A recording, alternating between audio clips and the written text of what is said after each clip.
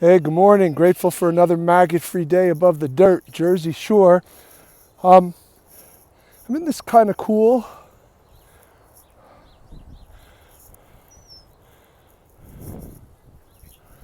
little forest kind of area at the north end of the beach where I live. I'll show you where it exits out to on the beach. So today's video is about the third conduct practice, which is called wise livelihood. Put bluntly, how do we make bank, right? So this gets a lot of attention because we spend most of our time, going to work, trying to figure out how to make more bank. And a lot of times when people, get into spiritual practice, they think that they instantly have to change their occupation, that what they're doing, if they can continue to do it, they can't be, spiritual. And on one level, this is true. But it's really only true if we're going to our job with the wrong intention and if our job is causing harm to others. So again, harm, things that can be harmful might be helpful, and things that might be, we think harmful, could actually be helpful if we're really clear about our intention. So what we do for a living, doesn't always need, there's occupations that are deemed spiritual, right? Be in the mental health field, be in, the social service field, do something nonprofit, charitable, and that's all great. And you know what? A lot of times, if someone's in a livelihood that feels purposeless and not aligned with their spiritual practice and is actually causing harm, then it's probably the great way to go.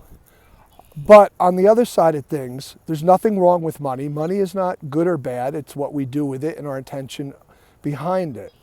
So,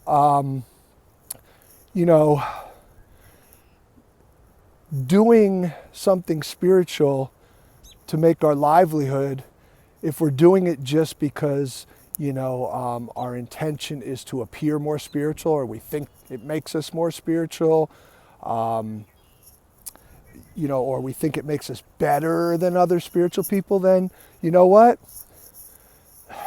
It makes no difference what you're doing then. So we need to bring the right intention, the right attitude into what we do.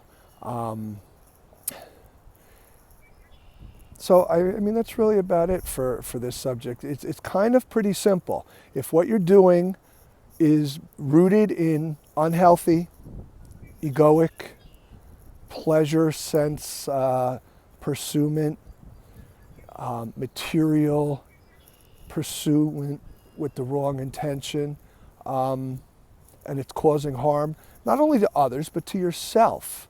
Your job might not cause overt harm to others, but it could be, and most of the time it's causing the most harm to oneself because we're just doing it for the money, right? So this actually ties into renunciation, and I know I said I was done a moment ago, but here I am free associating Dharma thoughts. Renunciation is about giving up what we truly don't need, and can we do it? So can we give up that job that's causing us such harm, maybe grief, high levels of stress, self-loathing, things like that? Can we find another way to live? And sometimes finding another way to live means making less money. And can we do that? Some of us can't do that. Some of us can. So I'll end it there. Do what you got to do to make your money. Try not to cause harm to others or yourself, and have the right intention. But never feel bad about wanting to earn a good living. We all want to be secure in our basic survival needs. roof over our head, food in the fridge, things like that.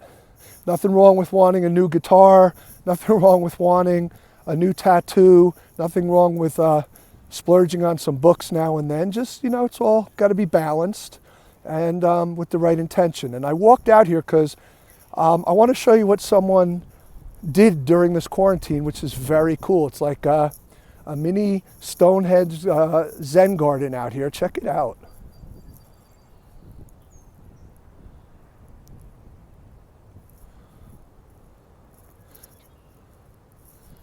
So very, very cool. I love the arts and ingenuity and inner journey that this situation's bringing out of all of us. And you know what? Not minimizing the sickness and the death, of course, but the reality is that if we can find a lesson in the curse, it becomes a blessing, right? So I'll leave it there. Peace out.